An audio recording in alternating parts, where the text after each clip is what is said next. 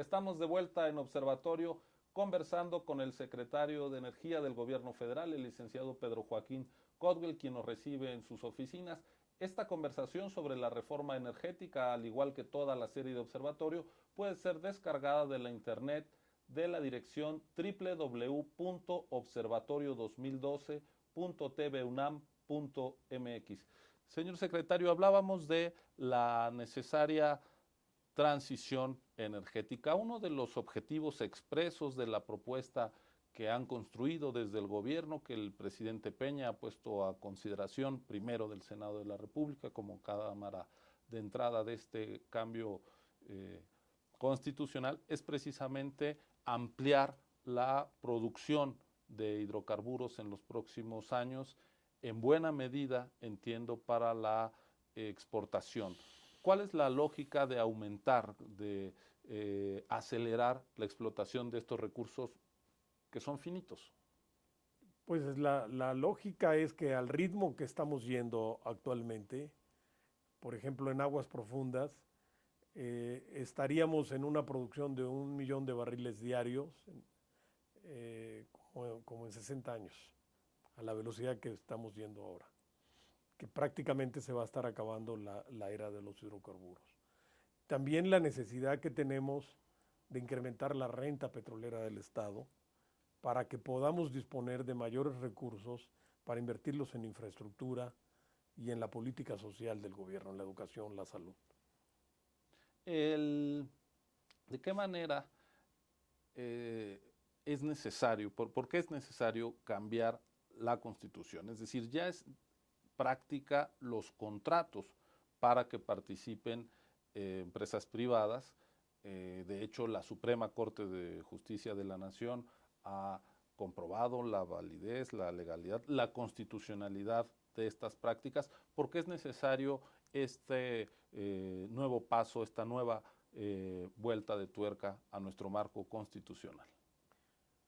Mire, uno de los mitos que se menciona en México sobre el petróleo es que no ha estado el sector privado, que es una actividad exclusivamente del Estado. Esto nunca ha sido así. El sector privado siempre ha estado allá. Cuando los constituyentes del 17 nacionalizaron el petróleo y establecieron en nuestra Constitución el principio de que el Estado es el propietario de los hidrocarburos en el subsuelo, dejaron las concesiones para que a través de ella participaran los particulares en su explotación. Cuando el general Lázaro Cárdenas prohibió las concesiones porque consideró que estaban mal reguladas en la ley petrolera del 25, dejó los contratos de utilidad compartida y de producción compartida. Y cuando en los años 60 y en los años 80 los gobiernos priistas prohibieron los contratos de utilidad compartida y de producción compartida, se quedaron los contratos de servicio, que son los que están avalados por la Corte. Estos contratos de servicios tienen todo el riesgo y todo el peso de la inversión en el Estado mexicano, concretamente en Pemex. Y se está avecinando un cambio de era petrolera en nuestro país. Los recursos petroleros convencionales se están acabando.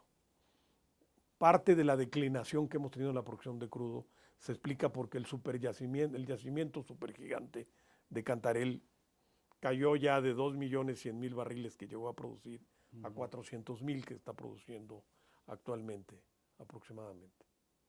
Entonces, quedan algunos campos convencionales, no de la magnitud de Cantarell, pero es solo una cuarta parte del petróleo de México el que está en campos de estas características. 3/4 partes de los recursos prospectivos de México, petroleros, están ya en zonas no convencionales. Las aguas profundas del Golfo de México, los campos de lutitas que hemos hablado, el aceite terciario del Golfo en Chicontepec, son campos donde hay mucho petróleo, pero es extraordinariamente difícil sacarlo por la baja permeabilidad de los suelos y la muy poca presión que hay en los pozos. Y los campos maduros, que se explotaron en los años 20 con tecnologías rudimentarias y que ahora con tecnologías más avanzadas podemos ir y extraerles más. Entonces, este cambio de era obliga a tener que actualizar el modelo regulatorio de los contratos. Si vamos a esta era nueva con los contratos de servicios, el Estado va corriendo con todo el peso de la inversión y todos los riesgos geológicos y financieros y ambientales que se corren sobre todo en aguas profundas. Entonces, lo que la reforma del presidente Peña Nieto está planteando es flexibilizar el marco contractual que actualmente tiene Pemex en exploración y extracción y poder, además de contar con los contratos de servicios, poder contar con los contratos de utilidad compartida, que nos permite que toda la inversión la realice los contratistas y no el Estado. Y sobre todo, que los riesgos de corte de mercado, los riesgos financieros y los riesgos geológicos corran por cuenta de los contratistas y no por cuenta del Estado. Permítame compartirle algunas preguntas que han estado, incluso desde la perspectiva crítica de la iniciativa del gobierno, claro que sí, en el debate, y aprovechando pues que nos recibe señor secretario de Energía, conocer su opinión. En primer lugar, la reforma constitucional no establece con claridad, al menos en el fraseo que se propone para la reforma del artículo 27 y del 28, que solo se trate de contratos de utilidad compartida, que se ha dicho que puede abrirse la puerta para cualquier tipo de contrato. Esto sucede porque la iniciativa del gobierno quiso ser fiel a la misma iniciativa que en el 39 envió al Congreso el presidente Cárdenas. Y la iniciativa del presidente Cárdenas remitía este tipo de contratos a la ley reglamentaria. Entonces, como es palabra por palabra esta iniciativa, es que no se mencionan. Pero bien podría el Congreso, si así lo determina, precisar este tipo de contratos en el régimen transitorio del decreto que se llegara a aprobar. Otro asunto en la misma dirección, el riesgo de que no se trate solo de atraer inversión para, por ejemplo, explorar aguas profundas o ultraprofundas en el Golfo de México, sino que incluso para aguas someras, para los yacimientos petroleros que hoy explota con eficiencia Pemex. Mire, esta es otra cosa que debe preverse en el régimen transitorio de la reforma. La práctica internacional en este tipo de reformas es que empiezan a aplicarse con una ronda cero. Y eso es lo que queremos hacer en México. La ronda cero es exclusivamente para la empresa petrolera estatal. La ronda cero sería para Pemex. Y consiste en que Pemex escoge primero. Se le entrega el mapa geológico del país y Pemex escoge los campos que considera que técnica y financieramente le pueden ser más rentables. Y donde Pemex no llega o no podrá llegar, entonces eso se busca asociaciones del Estado directamente con otras empresas para multiplicar la capacidad de ejecución y no tengamos esa riqueza petrolera en el subsuelo sin aprovecharse. Ahora que dice usted el Estado se asociaría, ¿existe la posibilidad de que Pemex deje de participar en algunas actividades de extracción, de exploración? Pemex participaría con el Estado en contratos de utilidad compartida en las áreas que escoja en la ronda cero. Es una opción, es gobierno con Pemex. Otra opción es gobierno, Pemex y los particulares. Y otra hipótesis es gobierno y empresas particulares, nada más, sin la participación de Pemex. ¿Eso no colocaría a Pemex en una situación de desventaja en el sentido de que, por ejemplo, los proyectos que requieren de mayor avance tecnológico, aguas profundas, ultraprofundas, la empresa pública mexicana no estaría participando en los mismos, aprovechando el uso, aprendiendo las tecnologías, en fin, no correríamos el riesgo de perder potencial de modernización de nuestra empresa pública.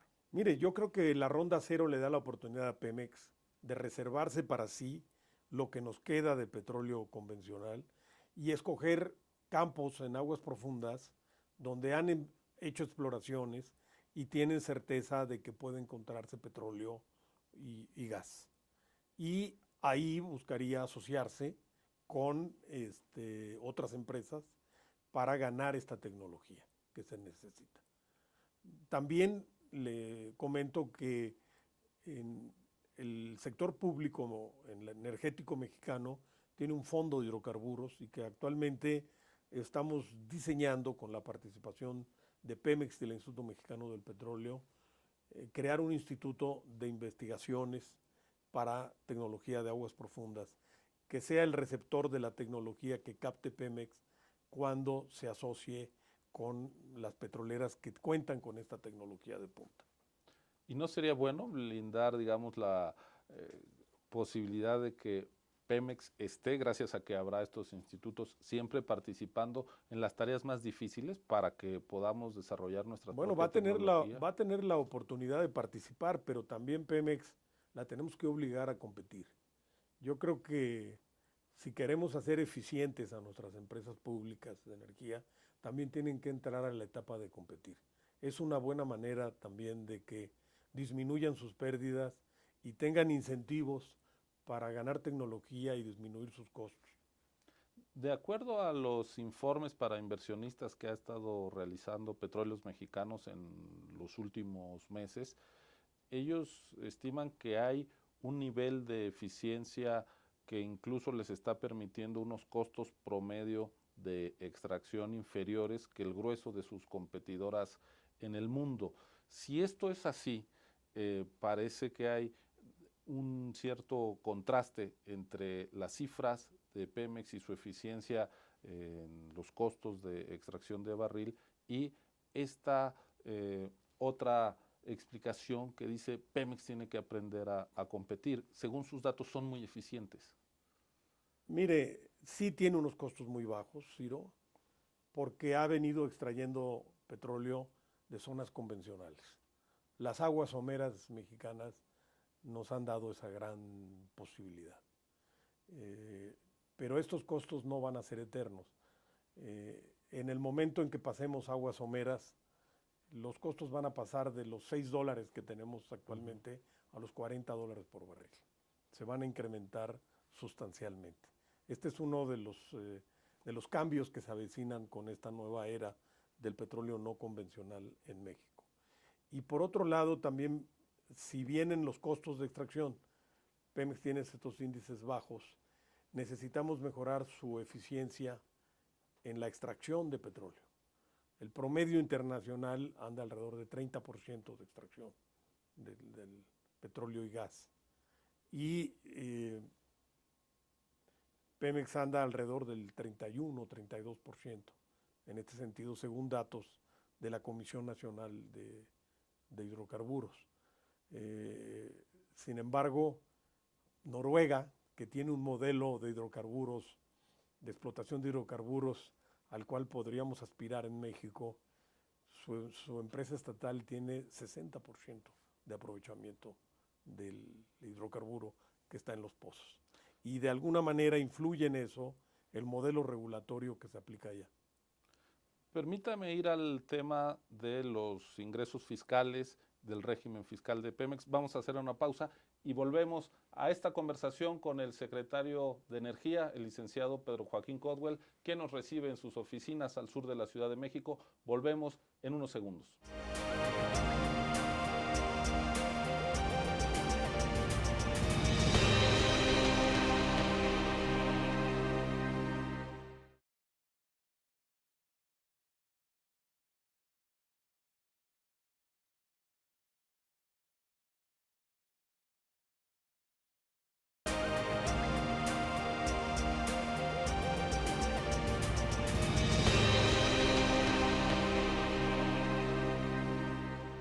Estamos de vuelta en Observatorio en este programa especial desde las oficinas del secretario federal de Energía, el licenciado Pedro Joaquín Caldwell, con quien conversamos acerca de la iniciativa en materia energética que presentó el titular del Ejecutivo Federal. Señor secretario, ha mencionado usted en distintos momentos la necesidad de que las empresas energéticas públicas mejoren su eficiencia, sean capaces de competir. Una duda que me surge, un interrogante que le planteo ahora es, ¿podríamos estar pensando en más de una empresa pública que haga lo que hasta ahora ha hecho Pemex? ¿Estaríamos pensando en algunas otras entidades paraestatales o empresas de propiedad pública realizando actividades de exploración y extracción? Pues en este momento no, pero podría presentarse el caso ya en la aplicación de la reforma de que el propio Pemex formara algún tipo de asociaciones, unas nuevas empresas asociándose con otras empresas del mundo. Yo creo que en el caso de nuestras empresas públicas debemos exigirles mucho y esforzarnos en hacerlas más eficientes. Si una empresa privada pierde dinero, pues, pierden los socios. Si una empresa pública pierde el Estado mexicano y pierden todos los contribuyentes en este sentido.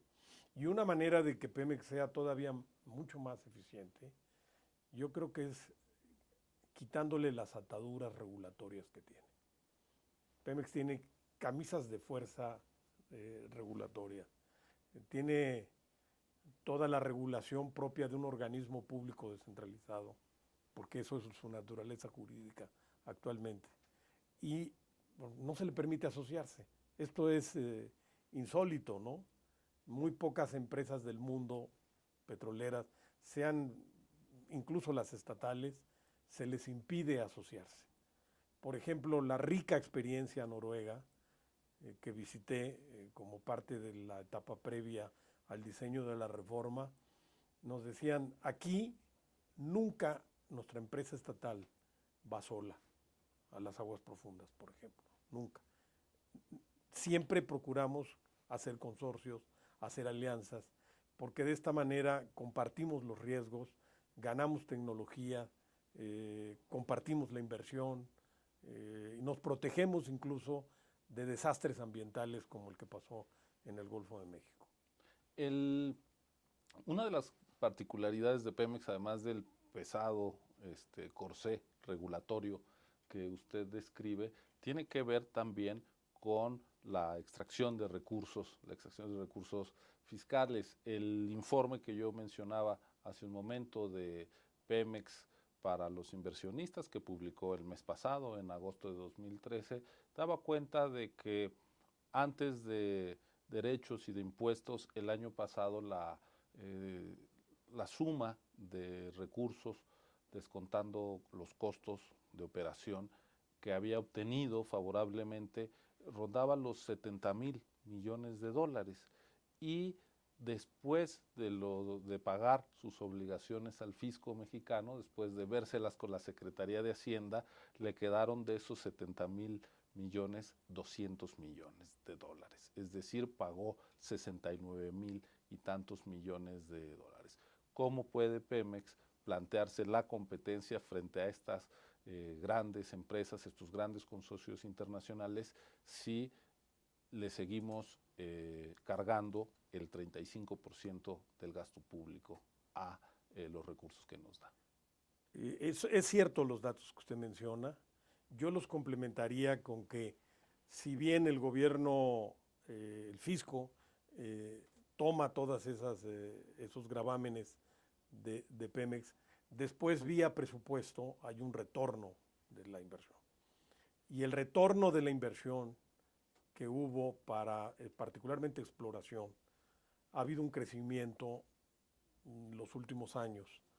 Y el año pasado el gobierno le retornó solo para exploración como 274,000 millones de pesos a Pemex para que haga estos trabajos de exploración. Y esa cantidad de dinero no fue suficiente para parar la declinación de los campos.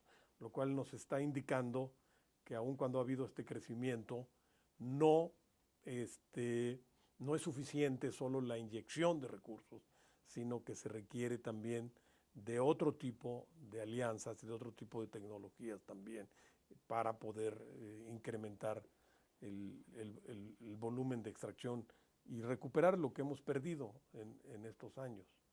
El régimen fiscal de Pemex es el más alto del mundo, ciertamente. No solamente por la tasa del impuesto sobre la renta, sino sobre todo por lo que se conoce en el argot como el cost cap, que es el costo de lo que puede deducir como costos la empresa, que es solo de $6.50. Entonces, cuando Pemex va o extrae petróleo de campos como Chicontepec, que es mucho más caro, no puede hacer este tipo de deducciones. En la reforma fiscal que se ha propuesto por el presidente Peña Nieto, se está estableciendo que este costo de deducción ya pueda ser el real y no un costo establecido meramente en la ley.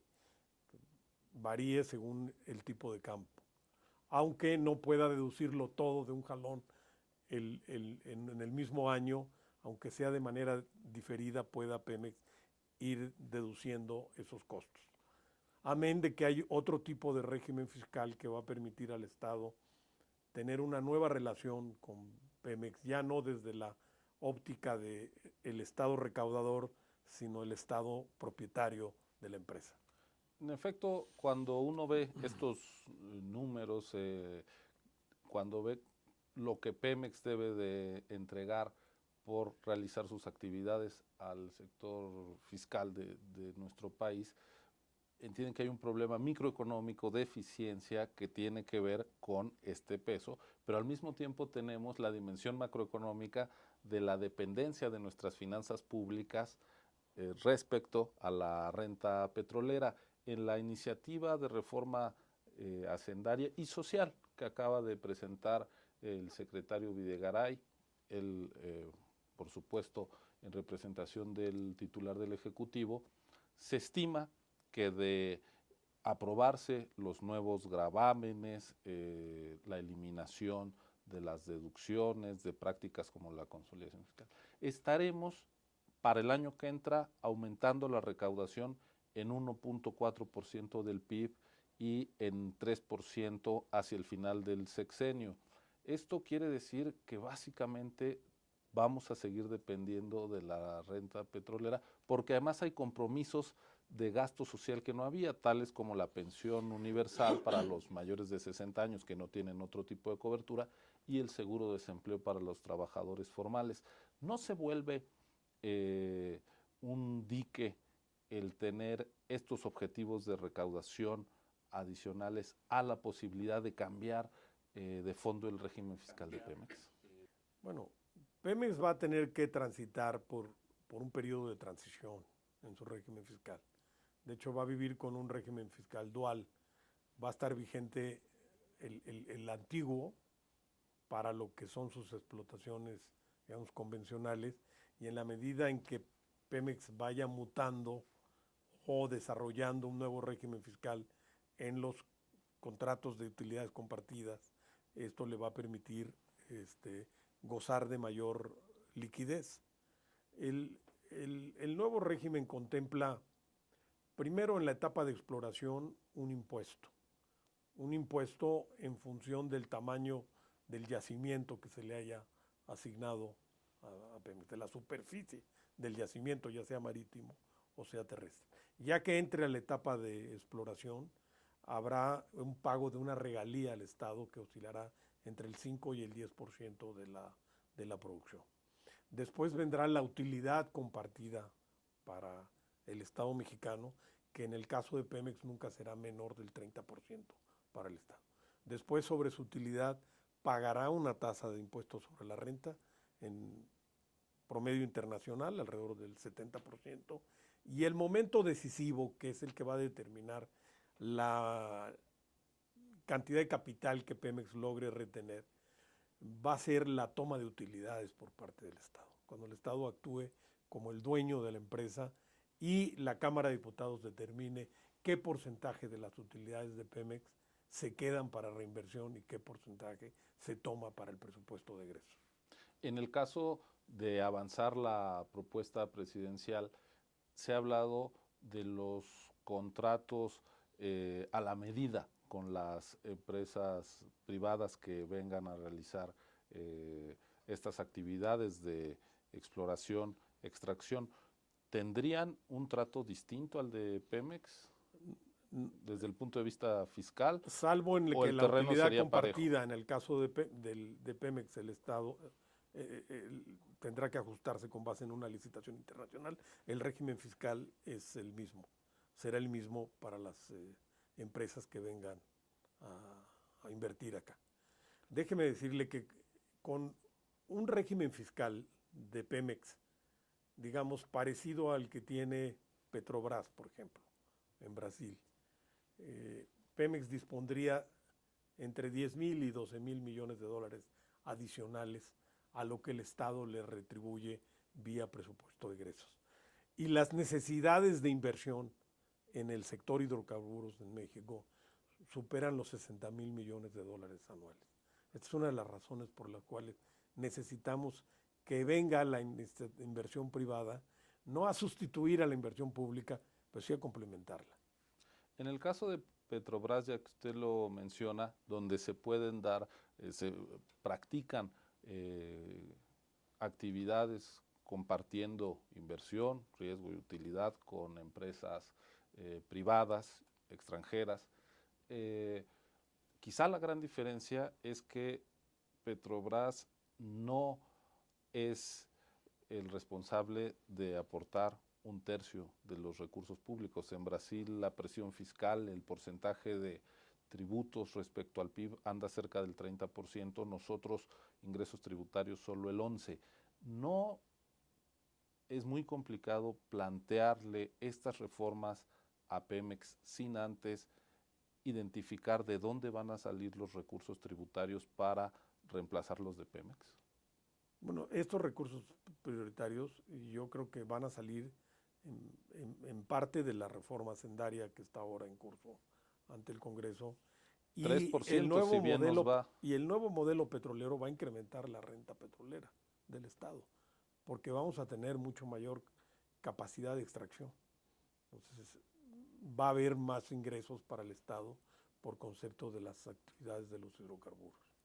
Usted refería que hay varias iniciativas sobre la mesa a consideración del Congreso y hablando precisamente de la situación fiscal de Pemex y de su libertad para tomar decisiones, la propuesta del PRD que presentó el ingeniero Cuauhtémoc Cárdenas con toda claridad dice autonomía presupuestal y de gestión e incluso que el secretario de Hacienda salga del Consejo de Pemex. ¿Cuál es su opinión sobre esta propuesta? Nosotros encontramos algunas coincidencias con la propuesta del ingeniero Cárdenas y del PRD. Hay, por ejemplo, coincidencia en el en el cambio del régimen fiscal, aunque probablemente en su contenido existan matices que habrá que discutirse en el Congreso. Coincidimos en que hay que cambiarlas, el actual sistema de subsidiarias, y comprimirlas en unas solas o dos divisiones entre lo que es la extracción, una la extracción y la exploración y otra para lo que es la transformación industrial. Coincidimos en que hace falta un régimen de más transparencia y rendición de cuentas en Pemex. En el tema yo no creo que sea necesario que salgan los funcionarios públicos del Consejo de Administración de Pemex. Yo creo que la presencia de funcionarios de la Secretaría de Hacienda en el Consejo de Administración ayuda a que exista una mejor coordinación entre la política de Pemex, sus plan de negocios y la política económica que lleva a cabo el gobierno. O sea, vamos a pasar todavía un periodo de transición en México donde vamos a tener una gran dependencia de las finanzas públicas de la renta petrolera. Me parece que en este periodo de transición, si bien hay que darle más autonomía de gestión a Pemex, no al grado de que se sustraiga la participación de funcionarios hacendarios. Muy bien, permítame hacer una pausa para regresar a nuestro último bloque de conversación. Estamos, ya lo ve, entrevistando, escuchando los puntos de vista del secretario de Energía del Gobierno Federal, Pedro Joaquín Caldwell, quien nos recibe a TV UNAM en sus oficinas de la Secretaría de Energía. Volvemos en unos segundos, quédese aquí en Observatorio de TV UNAM.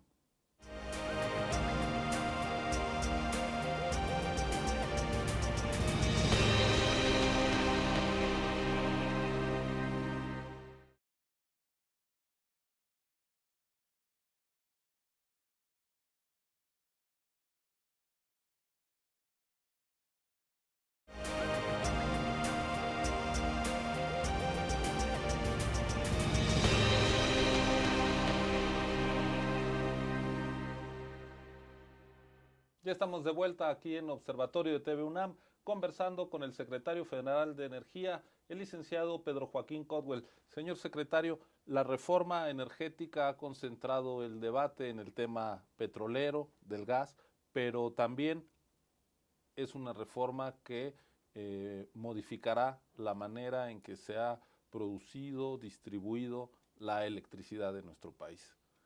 El sentido de la propuesta presidencial. La propuesta del presidente Peña Nieto de reforma energética tiene dos vertientes, la de hidrocarburos, que es la que estamos buscando atraer capital, tecnología, incrementar la renta petrolera del Estado vía los contratos de utilidad compartida. Y bueno, ya no hablamos, quizá más adelante, de esta reforma en la parte de transformación industrial, donde hay apertura a la inversión privada a través de permisos para refinería, transporte y almacenamiento. Y la otra vertiente de la reforma es la eléctrica. Y la eléctrica es la que nos debe de dar la competitividad de las empresas mexicanas, la competitividad de nuestra economía. Actualmente, le decía yo, las tarifas eléctricas son subsidiadas con un 0.75% del Producto Interno Bruto. Aún así, en promedio, están 25% más caras que en Estados Unidos. Si no tuviéramos el subsidio, en promedio estaríamos 73% más caros. Pero si vemos los segmentos de actividades económicas que no están subsidiadas por el Estado, por ejemplo, la industria está pagando la electricidad 84% más cara que la de nuestro principal socio comercial. Ahora, el comercio 120%. En lo que refiere servicios como 100% más caro. Hay grandes empresas que ya pueden producir su propia electricidad y eso les bajará los costos y al mismo tiempo con la reforma ahora estas empresas, Walmart, en fin, podrían entrar al negocio de la electricidad. Sí, antes de contestarle quisiera que me permitiera señalar que la reforma tenemos que ver también lo que está pasando en el exterior. Y porque a veces la visión mexicana del sector de energía es muy introspectiva y muchas veces retrospectiva. No oteamos lo suficiente lo que está pasando en el mercado internacional de la energía. En Estados Unidos está una revolución energética. Estados Unidos va a dejar de ser el principal importador de hidrocarburos del mundo, va a ser autosuficiente. Los pronósticos más optimistas dicen que puede llegar a producir tanto petróleo y gas como hoy produce Arabia Saudita. Entonces, sí, la abundancia de fuentes de energía y los precios de las tarifas de luz son más bajos en Estados Unidos, corremos el riesgo de inhibir la inversión en nuestro país y de afectar la competitividad de las empresas mexicanas, o que no salgamos de esta etapa donde competimos a partir de que castigamos el valor de los salarios mexicanos. Y si la energía es más cara en México que en el otro lado de la frontera estamos poniendo en riesgo el desarrollo económico del país. Entonces, esa es una de las principales razones que nos llevan a implementar esta reforma energética. Y en el caso de luz, ¿cuál es la situación del sector electricidad? En 1991-92 se emitió una ley reglamentaria que estableció que los particulares podían generar electricidad siempre y cuando no fuera para servicio público, y la ley reglamentaria precisó que en los casos donde no era servicio público, uno de ellos es el autoabasto. Entonces el autoabasto ha sido una figura a la cual han recurrido las grandes empresas para lograr tarifas de luz más bajas. ¿Qué es lo que queremos cambiar con la reforma en este sentido? Por un lado, que esos beneficios han sido solo para los grandes usuarios, para las grandes empresas que han recurrido a este esquema de autoabasto. Y el presidente nos está exigiendo que beneficiemos también al sector empresarial mexicano, que es el que más empleo genera, que es la pequeña y mediana empresa. Entonces, la reforma tiene como objetivo crear un mercado de electricidad que permita a las pequeñas y medianas empresas acceder también a tarifas más bajas. Por otro lado, nuestra empresa pública CFE está perdiendo el mercado de los grandes usuarios, porque el régimen tarifario controlado que tiene le impide entrar a competir por ese mercado. Entonces, la idea de la reforma es también llegar al momento en que la propia Comisión Federal de Electricidad no sufra ya este descreme de su mercado, sino que pueda entrar a competir con los generadores privados. Y estimulando la competencia, pues los usuarios salgan ganando los mejores precios y la calidad de los suministros. Permítame ir un poco al terreno de la política, porque el tiempo, ya lo sabe, es una restricción muy importante siempre en estos espacios. El Partido Acción Nacional sí contempla las concesiones para la explotación de los recursos energéticos de México. En la propuesta del PRD, claramente, además de la polémica por el uso del nombre, de la figura del ingeniero Cárdenas, hubo una oposición muy clara, sobre todo la está viendo a la reforma al artículo 28. Es decir, la iniciativa del presidente para prosperar tendrá que mirar a uno de estos dos flancos que parecen irreconciliables. ¿La posibilidad de pactar con el PAN llevaría al gobierno a considerar las concesiones? Bueno, es un tema que tendrá que resolverse en el Congreso. En principio, la iniciativa del presidente está ajustada a lo que establece el Pacto por México, que señalaba que en todo momento el petróleo debe estar en manos del Estado, a partir de su extracción hasta su comercialización.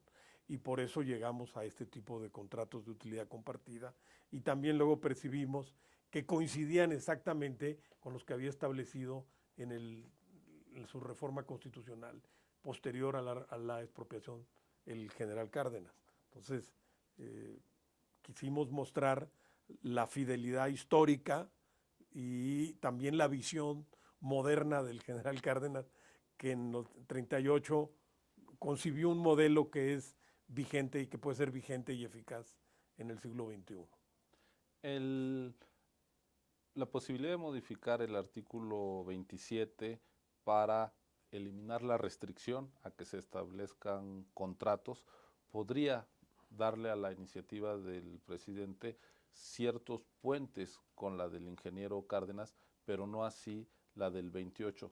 ¿Qué tanto podría avanzarse, prosperar el modelo de cambio energético que están ustedes pensando si el 28 se mantiene como está y por lo tanto se deja en el texto constitucional que será una actividad estratégica para la nación la explotación del petróleo? Qué bueno que me pregunta eso. No es la intención del gobierno que el petróleo, en su etapa de extracción y de exploración, deje de ser una actividad exclusiva del Estado. Nosotros lo que en realidad queremos con la reforma del 28 es que siga siendo una actividad exclusiva, pero en términos de lo que señalaría el 27, que es que permita los contratos de utilidad compartida y que el Estado pueda tener un poco más de flexibilidad para llevar a cabo estas tareas que son fundamentales para la economía nacional. En donde sí estamos planteando una apertura es en la parte de transformación industrial, porque, y ahí hablando de eficiencia, Pemex gana dinero, usted mencionó las cifras que gana antes de impuestos, pero esas utilidades, la fuente principalísima es Pemex Perforación y Pemex Extracción. Cuando vemos las cifras de Pemex Gas y particularmente Pemex Refinación y Pemex Petroquímica, las pérdidas son cuantiosas. ¿Y no tiene que ver con los precios de transferencia internos? Tenemos ahí 155 mil millones de pesos ha perdido Pemex Refinación en los últimos 9 años. ¿Perdón? ¿No tiene que ver también con el precio en el que Pemex Extracción No, tiene que ver también con, es un asunto de capital para modernizar las refinerías y de eficiencia en la producción. Los índices de eficiencia de Pemex en refinación andan alrededor del 64%. El promedio internacional anda alrededor entre el 74 y el 78% de eficiencia. Entonces, lo que queremos, pero además hay absurdos regulatorios. Mire, una refinería nueva cuesta 11 mil millones de dólares. En Deer Park, Texas, Pemex está asociado con una empresa internacional petrolera y es la refinería que tiene los índices de eficiencia más altos. ¿Por qué lo que Pemex sí puede hacer en el extranjero no lo puede hacer en territorio nacional? ¿Por qué ser una de las 2 o 3 empresas estatales en el mundo apenas que no puede asociarse en la etapa de transformación industrial, que ya no es estrictamente la explotación petrolera? O en transporte, en construcción de ductos, tenemos esta asimetría de que sí se permite inversión privada en gasoductos, pero no en oleoductos. Señor secretario. Perdón, no sé si podría terminar con sí, por supuesto. Detalle. Esto nos lleva a que la mayor parte de las gasolinas de México se mueven por pipas y que cuestan 13 veces más caras que por ductos. Y las pipas son privadas. Entonces, es un absurdo regulatorio. Por eso queremos hacer cambios al 28 también, porque hay esta división que es absolutamente artificial entre petroquímica básica y petroquímica secundaria, que no se corresponde con una producción industrial en la realidad. Pues, señor secretario, está la iniciativa del presidente Peña Nieto, los argumentos y, por supuesto, otras 2 iniciativas que para prosperar cualquiera de ellas tendrá que sumar, tendrá que mover a otras fuerzas políticas. Esa es la operación que veremos en los próximos meses. Le agradecemos mucho haber recibido a TV UNAM, habernos compartido de primera mano su diagnóstico, sus propuestas, su explicación. De verdad, muchísimas gracias por habernos recibido, por su hospitalidad y por supuesto gracias a usted por haber acompañado esta emisión de Observatorio. Ya lo sabe, el domingo la repetición a las 9 de la noche y nos vemos la próxima semana aquí en TV UNAM. Muchas gracias.